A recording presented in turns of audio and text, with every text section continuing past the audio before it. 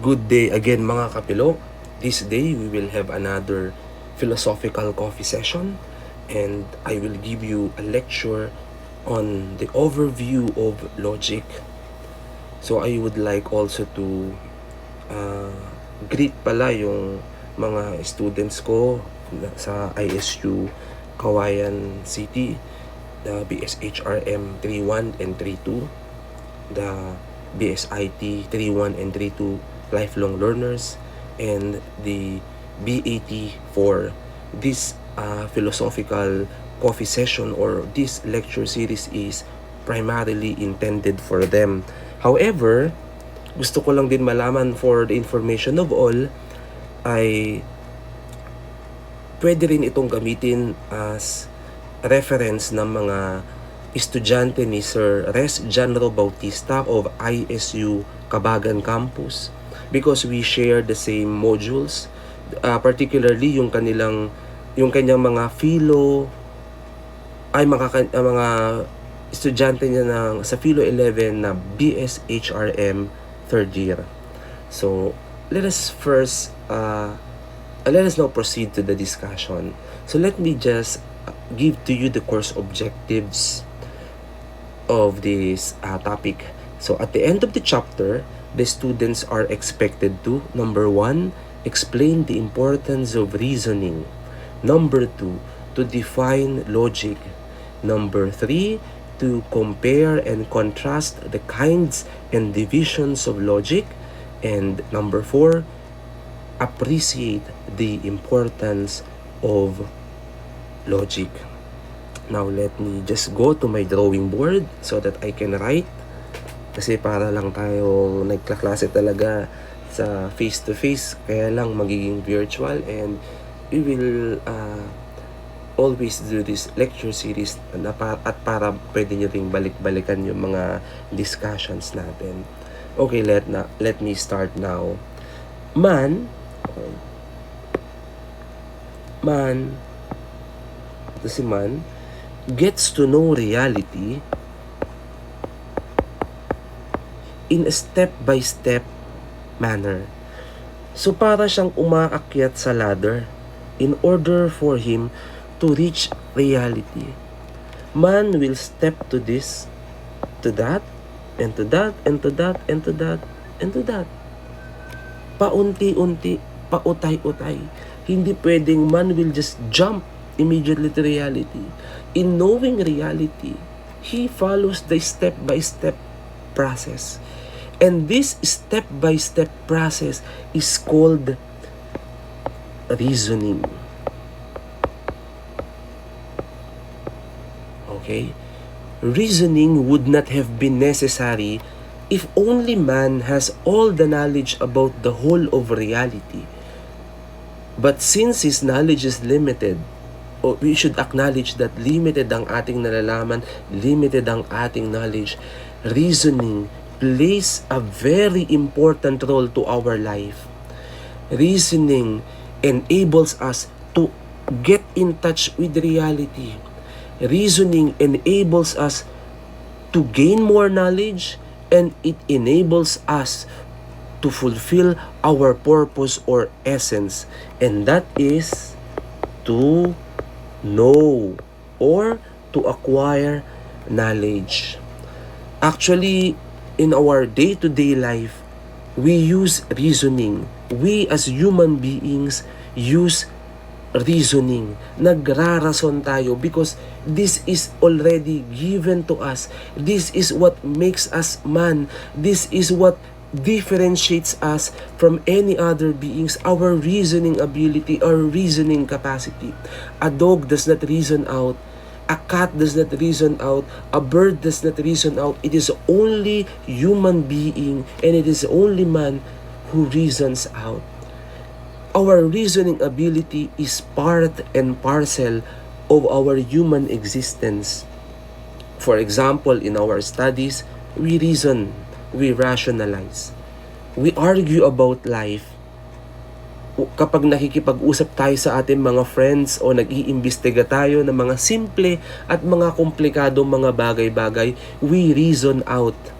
And there are two kinds of reasoning. So let me just erase this drawing board at para makapagsulat ulit tayo. There are two kinds of reasoning that we use in our daily life. Meron tayong tinatawag na induction or inductive reasoning. Okay? Induction or inductive reasoning.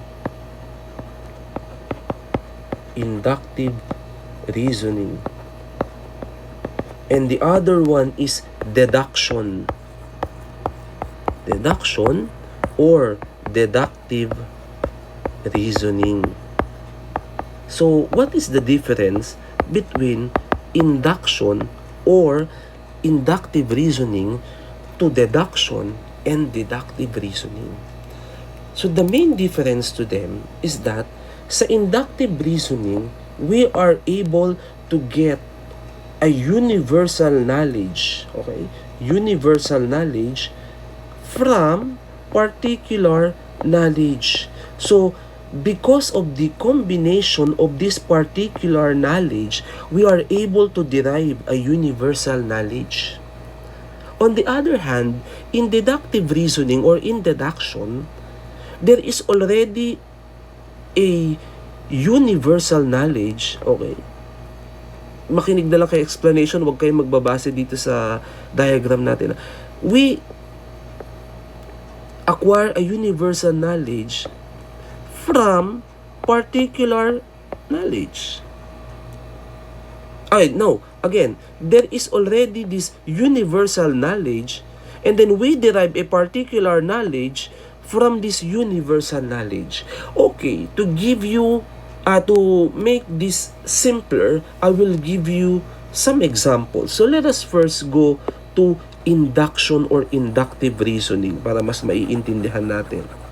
Okay, let me just erase this. So sa induction or inductive reasoning, makakabuo tayo ng universal knowledge. Makakabuo tayo ng universal knowledge from a series or a combination of particular knowledge. Example, ako, professor ninyo sa logic. Monday, I gave quiz 1. Next Monday, I gave you another quiz and that is quiz 2. The next Monday, I gave you another quiz and that is quiz number 3. The next Monday, I gave you another quiz and that is your quiz number 4. The next Monday, I gave you another quiz and that is quiz number 5. Now, from this series of particular knowledge that I gave you already, what is the universal knowledge that you can derive? Oh, iniisip ninyo, every Monday, erong quiz. Why? Because sunod-sunod na Monday, nagbibigay ako ng quiz. Kaya sa susunod na Monday, ang iisipin mo, Monday ngayon, may quiz. Kasi every Monday, nagbibigay ng quiz si Sir Christian. So, ganun siya. Anyway, magbibigay pa uli ako ng another example. Para naman mas maka-relate ang mga estudyanteng katulad ninyo na tinatawag natin nasa Gen Z. Generation Z. Okay. Nakita ko si Boy 1 at saka si Girl 1. Magka-holding hands sila. Tinanong ko sila, magjowa ba kayo? Ang sagot nila, yes. Nakita ko si Boy number 2 at saka si Girl number 2. Magka-holding hands. Tinanong ko, magjowa ba kayo? Ang sagot nila, yes sir. Nakita ko si Boy number 3 and si Girl number 3, magka-holding hands pa rin. Tinanong ko, magjowa ba kayo? Ang sagot nila, yes sir. Tinanong ko na naman si Boy number 4 at saka si Girl number 4. Magka-holding hands sila. At tinanong ko kung magjowa sila. Ang sagot nila, yes sir. From this series of particular knowledge, what universal knowledge can I derive or what universal knowledge can be derived? So, lahat ng magka-holding hands, magjowa. Okay? Yung iba, nakakita lang na magka-holding hands, mag-jowa ka agad yan. You easily derive conclusions from one particular knowledge pa lang na nakikita ninyo. Pero, you should always remember that in inductive reasoning, there should be a series of proven particular knowledge in order for you to form or to formulate your universal knowledge. Pero masasabi pa rin natin that this inductive reasoning is only based on probability. Hindi siya 100% correct. Probable. Pag sinabi mong probable, pwedeng oo, pwedeng hindi. Probable. So, it is based on probability. Let me give you another example of inductive reasoning. So, burahin lang natin ito. Okay. Ang aking cellphone is an object or has a body. It has a body, so it falls. Siyempre, when you throw it upwards, because of gravity, it will fall. Ang aking libro, parehas lang sila ng drawing. It has a body. So when I throw it upward, definitely, or probably, or certainly, it will fall. It falls. Meron akong lalagyan na ng tubig. Okay. Mug ko na lang. It has a body. If I throw it upwards, it will fall. So from this series of different particular knowledge, what is the universal knowledge that I can derive or that we can derive from them? All bodies tend to fall. Okay. Tend to fall. So lahat ng may katawan, nafo-fall. O maghugot lang tayo. So dahil may katawan ka, hindi mo may iwasang mahulog ka. Baka mahulog ka sa maling tao or sa tamang tao. So, burahin lang muna natin ulit ito. So, medyo nagiging mas clearer na sa atin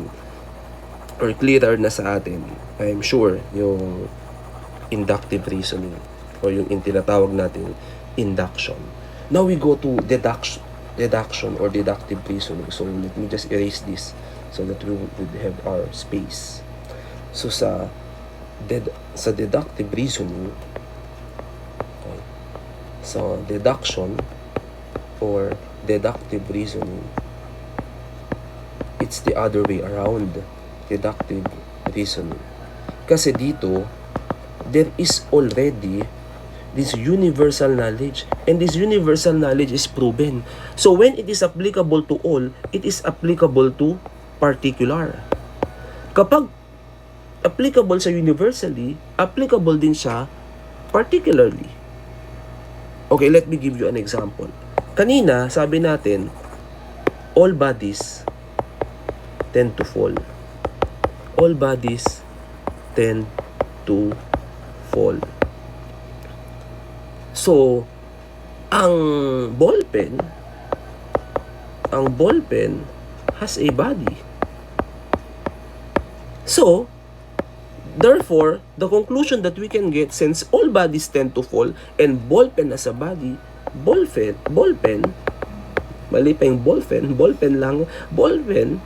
tend to fall. Okay? Kasi, may body ang ballpen. O, nakukuha niyo yun. Okay, another example na ibibigay ko. Ito, favorite ng mga estudyante to. Elementary, high school, college. Ilan lang signal ng bagyo? Signal number 1, signal 1, signal 2, signal 3, signal 4, signal 5. Pag signal number 1, walang pasok ang mga elementary, pababa. Pag signal number 2, walang pasok ang senior high school, junior high school, elementary, pre-elementary o yung mga preschool, pababa. Signal number 3, wala nang pasok ang mga college students, senior high school, junior high school, elementary, and Minsan, pati mga employed, wala nang pasok pag signal number 3. Signal number 4, signal number 5, lahat na. Sigurado. And that's a universal knowledge. Tama. That's a universal knowledge. Here comes a typhoon. And Pag-asa declared the typhoon to be signal number 4. Kapag signal number 4 ang bagyo, do we need another declaration para sasabihin natin na wala ng klase? Siyempre ang sagot, hindi na. Why? Because it is already known to us that when a typhoon hits signal number 3 pa lang, wala nang pasok. How much more pag signal number 4? At kapag signal number 5 pa. So, kapag signal number 4, wala nang pasok. Pero ito makaka-relate kayo dito.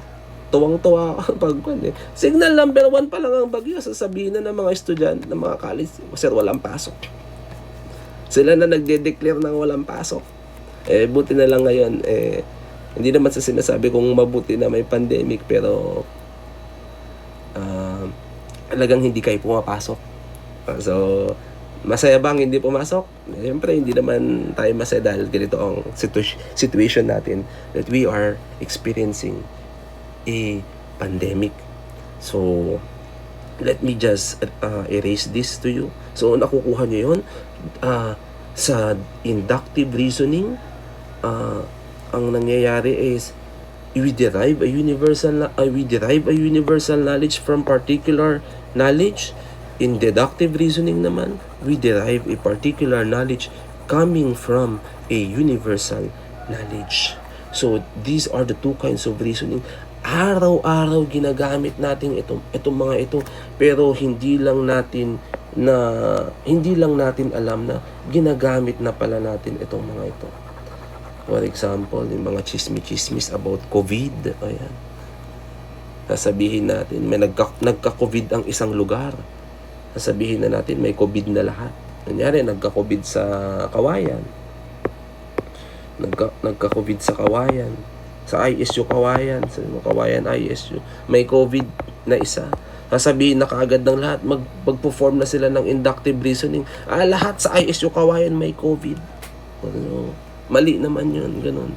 So, logic will help us in order for us to think critically and to reason out correctly, validly, and soundly. And mamaya, pag-uusapan natin kung ano yung pagkakaiba ng valid arguments sa sound arguments, sa true arguments. Kasi magkakaiba yung mga yan. So, now we go to the discussion on logic. What is logic? Okay. What is logic? Logic sounds like magic. Okay. Reasoning and logic are oftentimes synonymous. Napagbabalik-baliktad natin yan. Actually, kapag sinabi mo ang isang tao ay walang logic, ibig sabihin, sinasabi na wala kang pagrarason.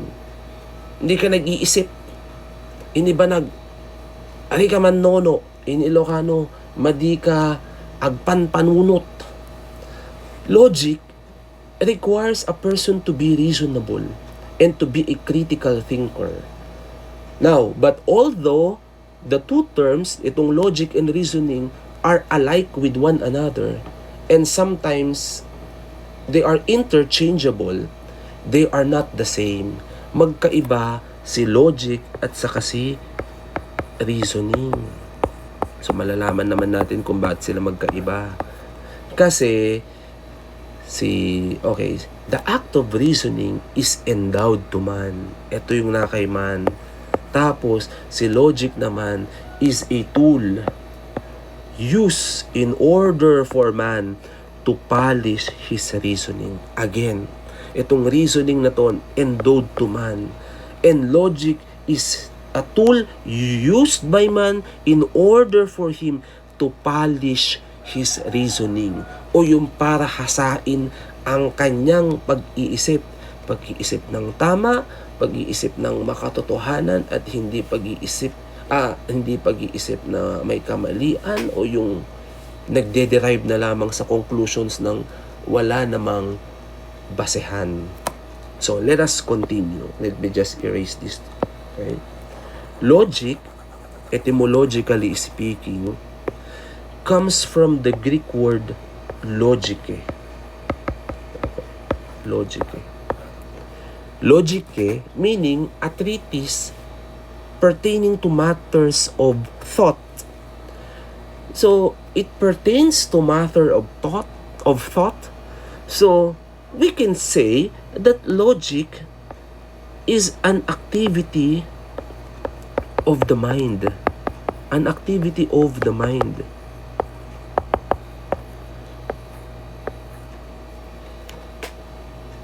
Another thing is that logic or logic is order and consistency. Order and consistency. Order of what? Order sa pag-iisip. Consistency of what? Consistency din sa pag-iisip. Logic is the science of the principles, laws, and methods which the mind of man must follow in its thinking for the secure and accurate attainment of the truth. So in short, logic is the science and art of correct thinking. Again, logic is the science and art of correct thinking. Now, we have to discuss the elements in the definition of logic. So, sa definition of logic, sinabi natin that logic is a science, that logic is an art, and that logic is correct thinking. Now, let me just erase this so that we will have enough space para sa ating discussion. So, I hope na sunod kayo sa ating discussion. And guys, or class, you can always ask me if there are some clarifications or those gray areas about this discussion. You can send your query or inquiry in the group chat that we have, or you can directly message me sa aking Facebook account sa Christian Felipe Gonzalez. So, why logic? Okay. Why logic is a science? Sabi dito, logic is a science. Logic is an art. Logic is correct thinking. So, one by one, i-discuss natin sila. Why logic is a science? Science because it is a body of organized methods of tried and true knowledge which is concerned with the rectitude of reasoning. So meaning to say, meron na mga proven methods, meron na mga tested methods, there are already established principles and methods that allows us to attain true knowledge. So, itong mga methods and principles and rules dito sa logic, sila ang ating susundin in order for us to attain this correct thinking. Why is logic an art? Pangalawa, logic is an art because arguments in logic are done beautifully with habitual validity, ease, clarity, correctness, objectivity, and certainty. Later on, I will give you some examples na maganda yung pagkakasunod-sunod ng arguments para mas makita ninyo na para bang poem na may sinusunod na napakaganda, para siyang para kang tumutula. And lastly, logic is correct thinking because it conforms to the rules of correctness. In argument, premises have sufficient grounds as basis for the conclusions. So, these are the reasons why logic is a science, art, and correct thinking. Now we go to the formal object of logic. So, meron tayong tinatawag na formal object of logic and also itong material object ng logic. We go first to the formal object of logic. Formal objects of logic. Pag sinabi nating formal object of logic, we pertain to the forms. Okay? Forms. Forma in Ibanag. Forma din naman in Ilocano. So logic deals with reasoning. It is true that there are valid arguments which can build valid or invalid inferences. The soundness of reasoning is very, very important. A sound argument is the one which is valid and true. Thus, logic is concerned with sound arguments. So sa formal object o logic, tandaan natin, nakabase siya dito sa ating forms. Kasi sasabihin natin, hindi lahat ng sumunod sa formal object of logic ay magiging sound. Kasi kapag sound, valid siya and true. Sa formal object of logic, pag sinunod natin siya, maaring valid siya pero hindi siya true. So kapag valid siya at hindi siya true, hindi siya sound. Kung valid siya at true, dun lang siya nagiging sound. Kung sumunod lang siya sa formal object of logic, pwedeng valid, pwedeng true, pero pwede ring valid, pero pwede ring hindi true. So magbibigay ako sa inyo ng examples. So burahin na lang natin lahat ito so that we could have a bigger screen. An example is, all sharks are animals. All sharks are animals. Okay. Sabihin na lang natin, ano bang pangalan? Si Baby, Baby is a shark. Since Baby is a shark, the conclusion that we can derive, therefore, Baby is an animal. Does this inference or syllogism follow the rules in logic? Well, initially sasabihin ko sa inyo, yes, valid siya and at the same time true yung arguments natin dito, yung mga judgments natin dito, kaya naka-form tayo ng magandang syllogism. Kasi totoo nga naman, so si all sharks are animals, kung si Baby ay shark at kung si Baby ay shark, siya ay animal. Kasi lahat naman ng sharks ay animal. Okay, let me give you another example.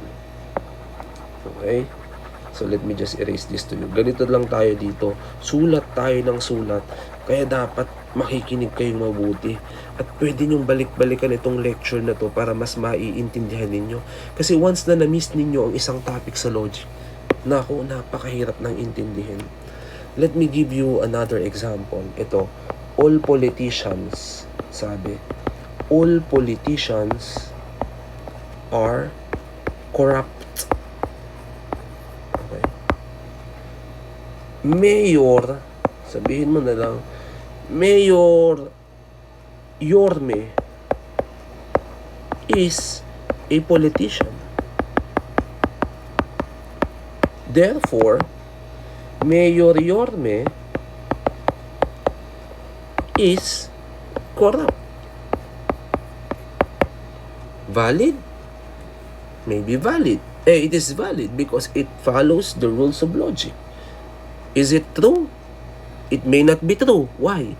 The first proposition here is doubtful. Why? All politicians are corrupt. Hindi natin sigurado kung lahat talaga ng politicians are corrupt. Siguro naman dito sa Pilipinas may mga politicians pa rin na hindi corrupt. So this may be valid. This may be a valid syllogism. It follows the rules or the formalities of logic, pero materially speaking, hindi siya valid. Bakit? Kasi yung una natin dito na statement, doubtful na siya. Maaring hindi lahat ng politiko ay corrupt. Okay? So, now, we go to the next. Itong sinasabi nating material logic. Ito material object of logic. Kasi tapos na tayo dito sa formal object of logic. Punta naman tayo sa material object of logic. Ano yung pagkakaiba nila? So sa material, okay, ano yung material object ng logic of logic? Sa material object of logic, ang kanyang focus ay doon sa matter, or doon sa trueness, sa truthfulness noong mga arguments. Kasi maaaring formally correct siya, pero materially incorrect naman pala siya. So, yan yung dalawa yan. Material object of logic. I will give you examples to this one dito sa ating types of logic. Kasi sa types of logic, there are 4. Itong formal logic, itong material logic, itong deductive logic, at itong inductive logic. So pupunta na tayo ngayon dito sa types of logic, and the examples for this material object of logic, dito natin siya aaralin sa types of logic. So punta muna tayo dito sa material logic. Sa material logic na naibigay ko na sa inyo kanina naibigay ko na sa inyo yung example. Sa formal pala, I'm sorry. Sa formal logic, naibigay ko na yung example. Sumunod siya sa forms. Siyempre, hindi nyo pa alam yung forms at saka yung rules as we go on with the lecture series. As we go on with this lecture series, matututunan nyo itong forms and rules sa logic. Pero naibigay ko na kanina. Magbigay na lang ulit ako ng simple example again. So, every man is mortal. Ibig sabihin, lahat ng tao namamatay. Pedro is a man. Therefore, Pedro is mortal. Lahat ng tao namamatay. Si Pedro ay isang tao. Sa makatwid, si Pedro ay mamamatay. Siya ay mortal. Siya ay mamamatay. Hindi siya kamag-anak ni Edward Cullen. Hindi siya vampira. So, okay? Yan ang example natin. Another thing, magbigay pa ako ng example sa inyo.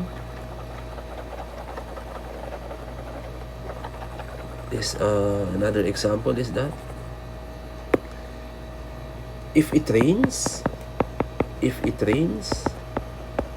the ground will be wet. It rained. Umulan. The conclusion that we can get, the ground is wet. Kapag umulan, mababasa ang ground. At dahil umulan, nabasa ang ground. So it follows the forms of logic, yung mga rules sa logic na sa pagdaan ng mga panahon matututunan nyo din sa pagsunod ninyo dito sa ating lecture series. Now we go to material logic. Ano nga ba itong material logic na to? Example natin. Because this material logic may not follow the form or itong mga rules sa logic, but the arguments are materially true. Kaya nagiging materially valid siya. So sa material logic, since na ang concern ng material logic ay yung truthfulness ng mga arguments o ng mga propositions, hindi natin susundin yung mga forms, yung mga rules na prescribed ni logic, kundi yung katotohanan lamang ng mga arguments. Example, magbibigay ako sa inyo. All heroes, o lahat ng bayani, all heroes are brave. Andres Bonifacio is brave. Therefore, Andres Bonifacio is a hero. Isa-isahin natin. Lahat ba ng bayani matapang? Siyempre, wala namang bayani na duwag. Si Andres Bonifacio ba ay matapang? Oo, matapang siya. Ngayon, si Andres Bonifacio ba ay bayani? Oo, si Andres Bonifacio ay bayani. Bayani natin. Pero pag titignan natin ito, formally incorrect siya, pero materially correct siya. Kasi, tignan ninyo, Andres Bonifacio is brave. Hindi dahil sa katapangan ni Andres Bonifacio, naging hero siya. Okay? Lahat ba ng matapang nagiging hero? Hindi lahat ng matapang nagiging hero. May mga matapang na kontrabida, hindi sila hero.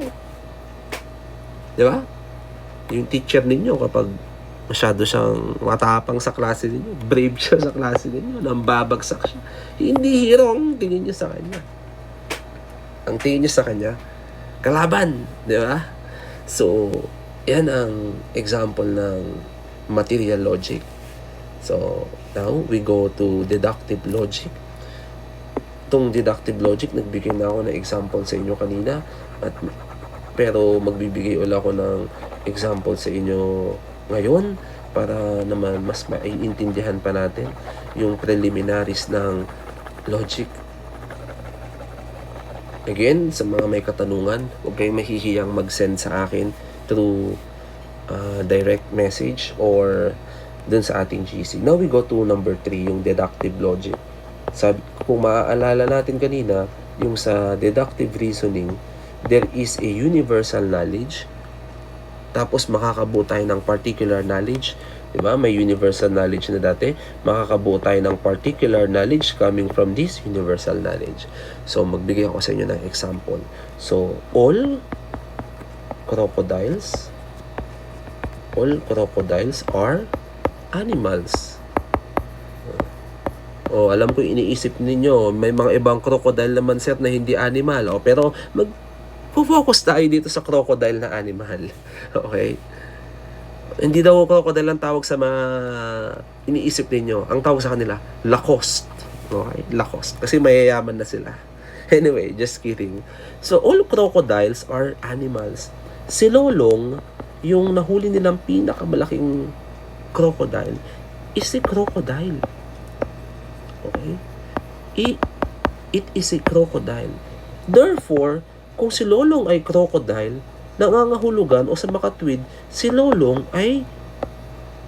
is an animal. Siya ay animal.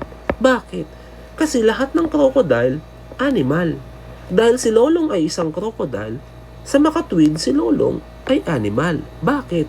Dahil ito ang ating universal knowledge that all crocodiles are animals, and this is the new particular knowledge that we get from this universal knowledge. So, particular knowledge, itong ating conclusion, itong ating major premise, malalaman nyo din yan ton, ay universal siya. So, ito ang tinatawag nating major premise, ito ang tinatawag nating minor premise, itong bago na to ay tinatawag nating conclusion. So, maiintindihan niyo yan as we go on with our discussion. So, now we go to inductive logic. So, kanina, deductive logic. Ngayon naman, punta tayo sa inductive logic.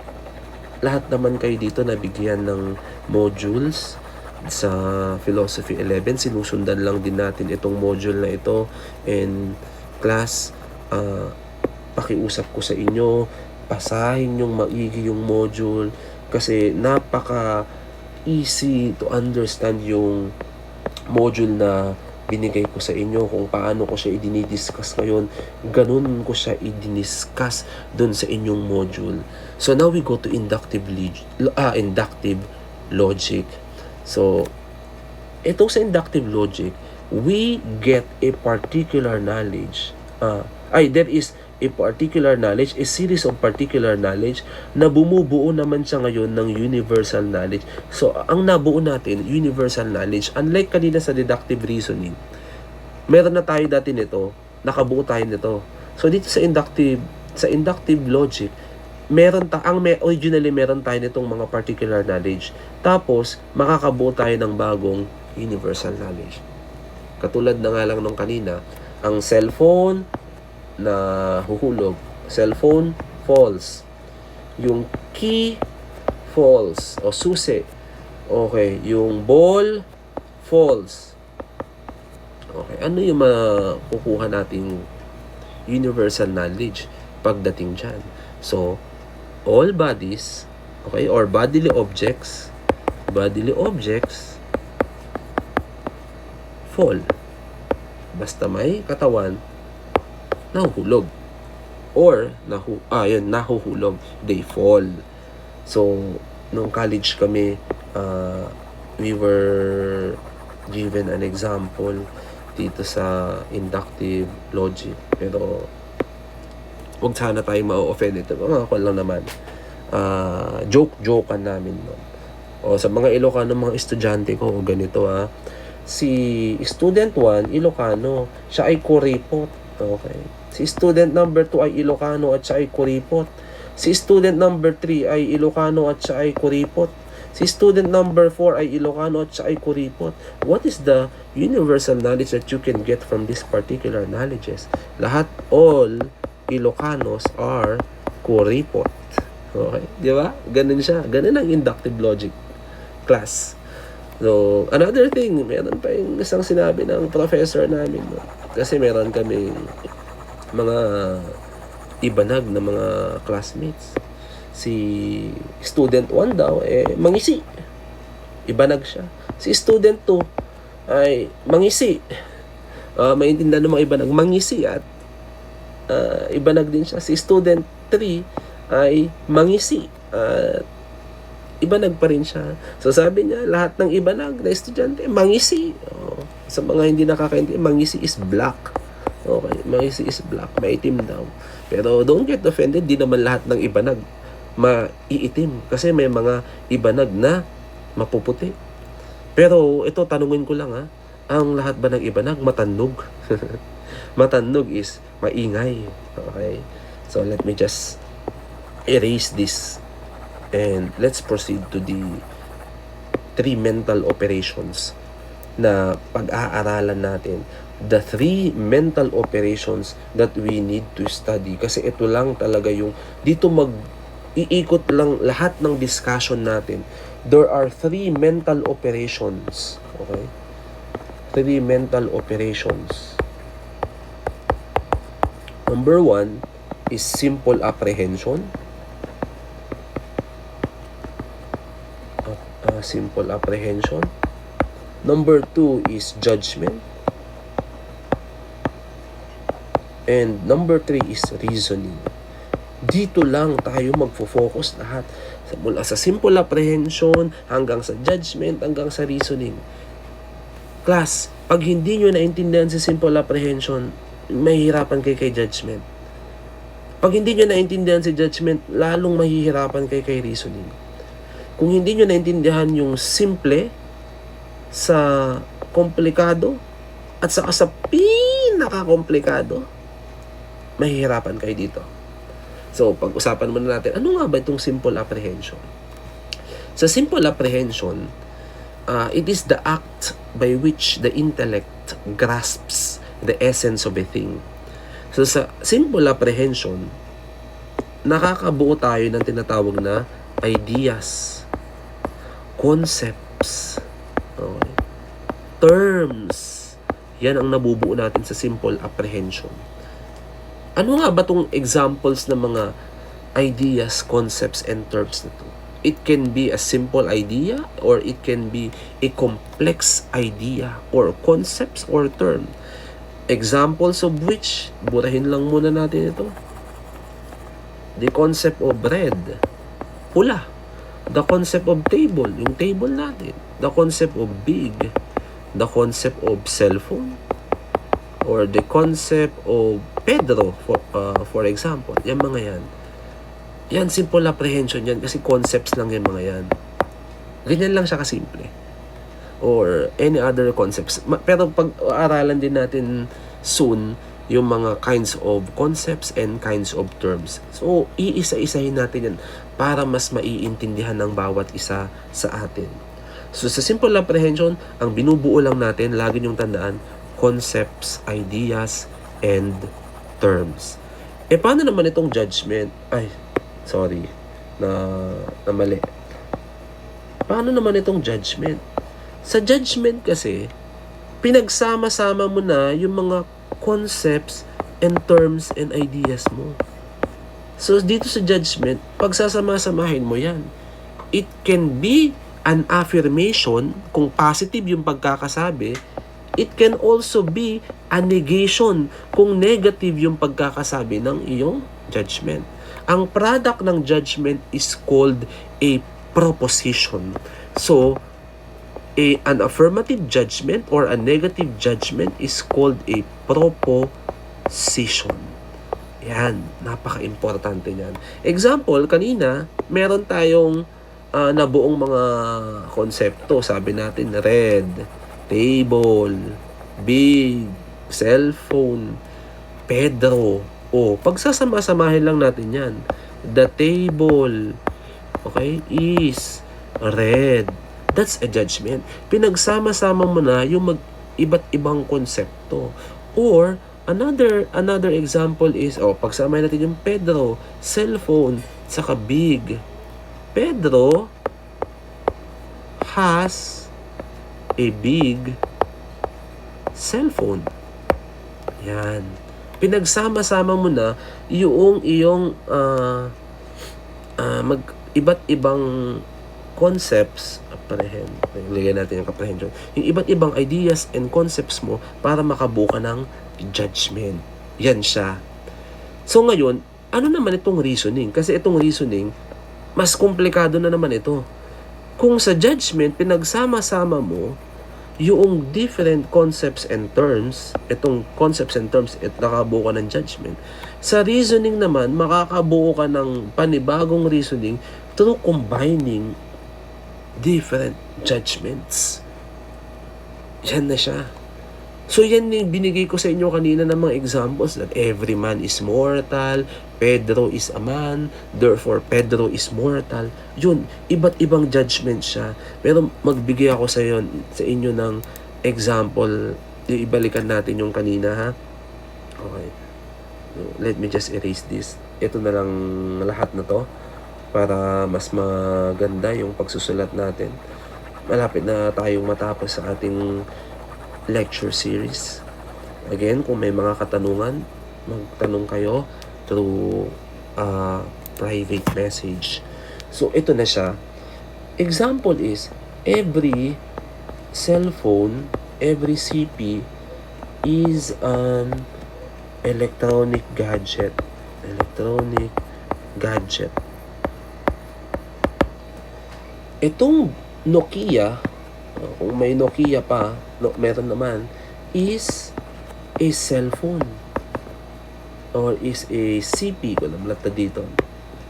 CP is a CP. Therefore, Nokia is an electronic gadget. Okay. Every CP is an electronic gadget. This is judgment number 1. Nokia is a CP. This is judgment number 2. The conclusion that you have derived from judgments 1 and 2 is called the judgment 3 or the new judgment. Etong judgment 3 or new judgment that is derived from these two judgments, ito ang tatawagan nating conclusion. The conclusion that you have derived from these two judgments, okay, is a new judgment. And the process of deriving a new a new judgment from two different judgments or from more than two judgments is called reasoning. Yung proseso, yan ang tinatawag nating reasoning. So again guys, or class, lagi natin iisipin that there are three mental operations. Yung ating simple apprehension, yung ating judgment, and ang ating reasoning. Diyan iikot ang ating discussion sa buong logic. And always remember that you have to think critically as students, and you have to think deeper. You have to study well because all of us are experiencing difficulties sa ating uh, pandemic, and we have this new normal. At isipin na lang natin that God is always with us, and kakayanan natin to. Walang maiiwan na estudyante. And to the students pala of Sir Res Janro Bautista, you can ask questions to Sir Res Janro, at si Sir Janro ang magbabato sa akin ng inyong mga katanungan, or si Janro ang sasagot para sa akin dun sa mga katanungan ninyo. And si Janro kasi ay one of my brothers. Magkasama kami dati sa anong college, sa Our Lady of the Visitation Seminary, and I hope that you continue to listen to continue to study the lecture series or the lecture videos that I have prepared for you, and I hope you well, and God bless. Thank you for being with me to this lecture series, and keep safe everyone. Bye bye.